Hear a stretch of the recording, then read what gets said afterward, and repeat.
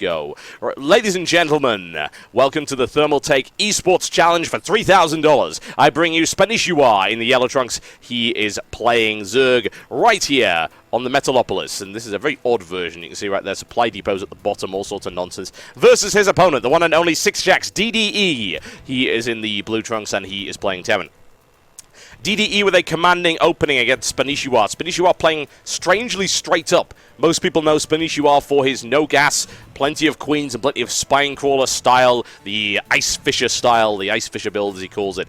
And he didn't demonstrate any of that against DDE. And it appears in a straight up game DDE was capable and very, very, very aggressive. So he was able to deal with Spanishiwa without any problems whatsoever. A lot of drops coming in right there. Spanishiwa constantly forceful on the defensive. No real aggression from Spanishiwa at any point during that game. And DDE simply rolled over him with tanks and a couple of Thors at the end of it as well. So, yes, not so great, unfortunately, right there.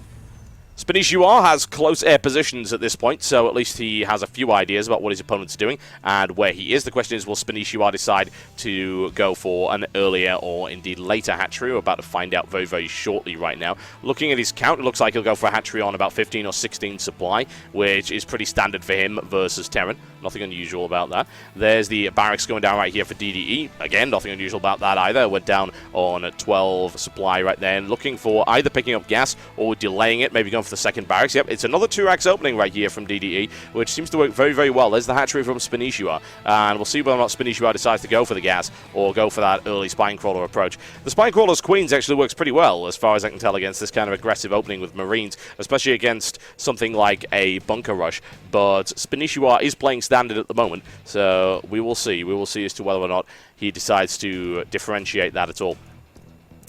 Spawning pool coming down right now. We'll see if he decides to go for the gas. He's actually not going for the gas right now, so there you go. He may decide to delay that as long as possible. And he has good information. Spanishiwa was able to scout these 2 barracks very, very early on, and he's probably expecting some kind of bunker play. He's going to pick up the gas a little bit later there, and he's going to have a look around to see where he can see. DDE is looking around. What does he find? He finds absolutely nothing of note.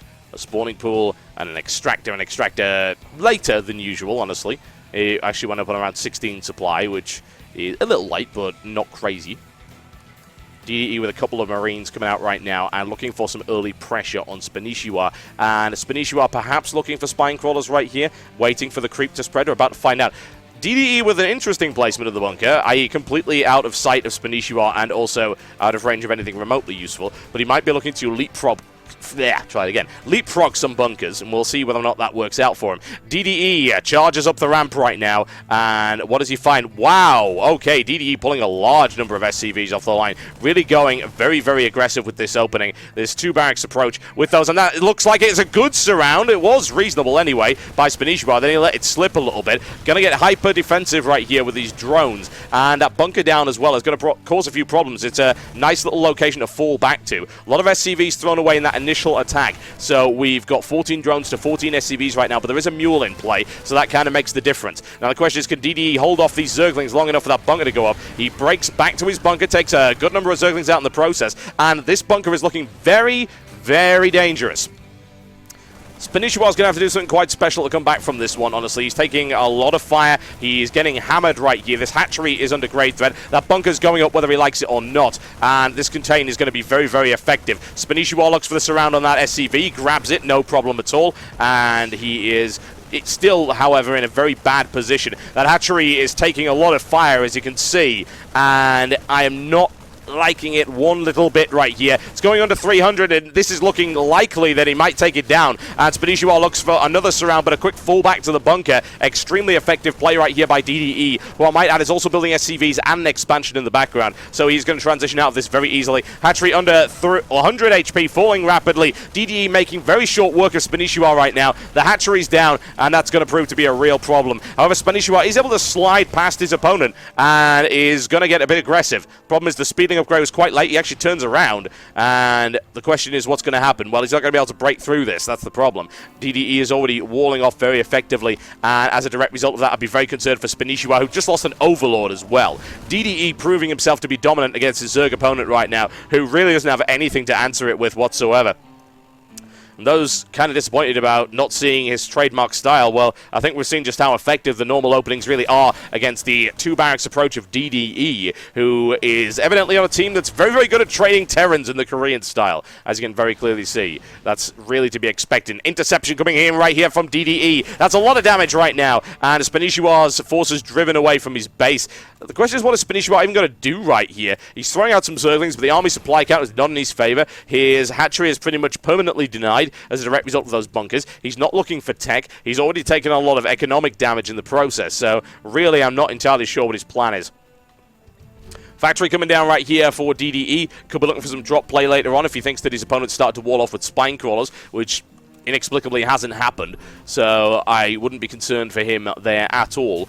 Maybe some Hellion play. We'll see whether or not that actually comes in. We are noticing...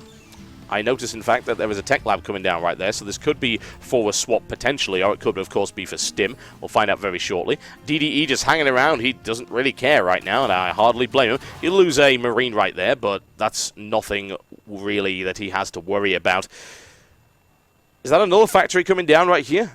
Well, he hasn't finished it. That's interesting. That is very interesting. I have to wonder why he did that. Either that or just create an extremely strong wall-off against some Phantom Baneling bust that isn't actually coming. I suppose it would be an interesting assumption. It would make sense, but there is no Baneling nest. Spanishiwa actually is just building a macro hatchery right here and doing nothing else. So I'm very concerned that once DDE decides to actually go for him, he will be able to annihilate him very quickly. Tech labs coming down right there. We're probably looking for tanks, marines, and of course medevac play. DDE just hanging outside the base. And really, you've got to wonder exactly where it all went wrong for Spanishiwa. He wasn't able to defend against that two-bunker play, and he lost his hatchery very early on. No spine crawlers, a small number of queens. I don't know why he's reverted back to a standard play style. I mean, we've seen so much success with that early spine crawler and no gas approach alongside the queens and things like that, but it's just, it isn't here. He's not doing anything of the sort. There's the medevac coming out, and we've got a siege tank on its way as well. Spanishiwa are looking to gain a large number of Zerglings, but it doesn't really matter. I mean, it's 31 unupgraded Zerglings against a bunch of Marines with stim, or at least it will be if he decides to go out. We'll see. Two barracks coming down right here for DDE as well. There is the lair for Spanishiwa. And really, he's boxed in here. It's not nice to see a Zerg on one base. It really, really isn't. It's an ugly thing. Nobody likes to see it. And it's what's happening right now. And there's a freebie overlord right here. Spanishiwa sacrifices it. And he might see... I actually don't know if he saw that. We're about to find out. He's got himself supply blocked again as a result of that. He did see the starport, so he's aware that there are drops coming in.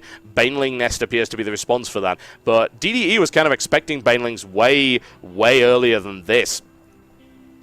They had this ridiculous wall-off. I mean, look at this. There's no way he's even getting out of that base without medevacs. It's just absurd.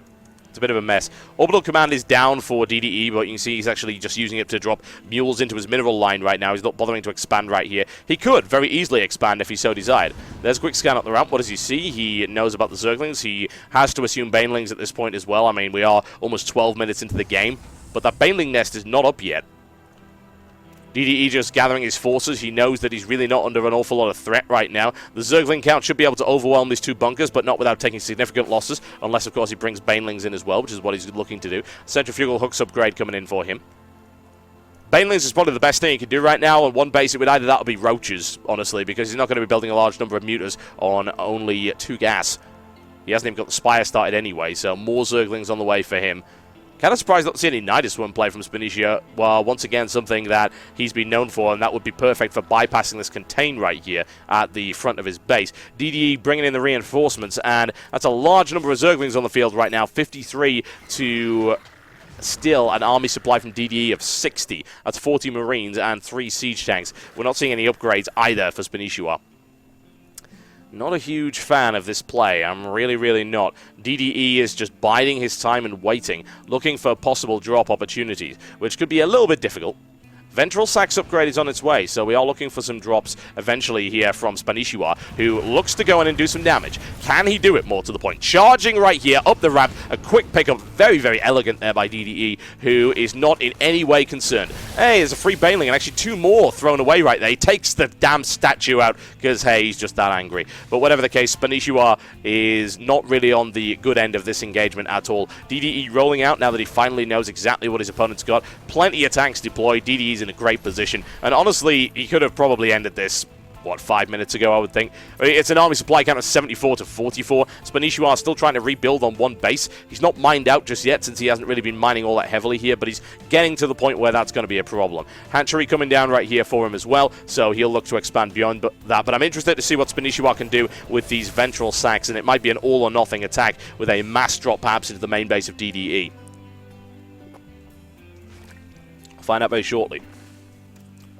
Keeping an eye on things, making sure that nothing's going too wrong. Spanishiwa with 86 Zerglings right now. It's a very, very nice force, but without any major upgrades for them aside from Speedling, it's not going to be amazingly effective against that many tanks. So we'll find out how that goes. Curiously, no Marine Shield upgrade right here for DDE. Actually, as he says that, there we go. My ability to see 1.5 seconds into the future, once again, becomes a liability.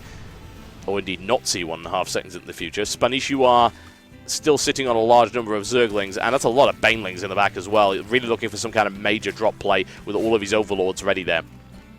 It is a possibility. I mean, if he can do major damage to the production facilities and the mineral line of DDE, he'll be in a great position. I mean, DDE has barely expanded. He knew that he was one base ahead of his opponent anyway, so he wasn't too concerned about moving out there. That's a lot of Bainlings right there. We're looking perhaps for the Bainling drops, the Rainlings, that's what they call. That's what I like to call them anyway. And we've got these 2 Overlords. The question is, will he actually go for the base? Surely he will. DDE with a small drop down in the corner right here, looking to poke and prod at his opponent. Here come the Bainlings. That's a good-looking interception right here from DDE. He knows exactly what's coming. He sees that there's something in there, and he is not too concerned at all. He has a small force of Marines able to clean that up quite nicely. They've already got +1 upgrade, so they'll chew through the Overlords quite nicely. Armory on the way up for DDE, which, as far as I can tell, is pretty much irrelevant. There's a quick drop right here by DDE into the mineral line of Spanishiwa, but that's very, very easily cleaned up. He does get a read on just how many units he's up against. There's an awful lot of Zerglings. That's 87 and then 28 right there. Quick pickup. DDE's drop micro is absolutely fantastic, as you can clearly see, but he will lose that one just because there's just so many units. He can't get away. Here come the Bainlings, and the question is, will we be able to do any real damage with them? Looks for the drop into the mineral line, and DDE doesn't actually have a huge number of units right there, so he's able to do some damage, but it's not great. This is what I'd be more concerned about. Oh, wow, nice pickup there by DDE, who denies the drop entirely, and Spanishiwa still in an awful position. 107 army supply for DDE, 59 for Spanishiwa. Worker supply is actually in favor of Spanishiwa, but that's really only because DDE just hasn't really bothered with it, and I wouldn't worry too much about that at all. 30 drones to 25 after being on one base for so long for Spanishiwa. Yeah, I'm not liking the look of this one little bit.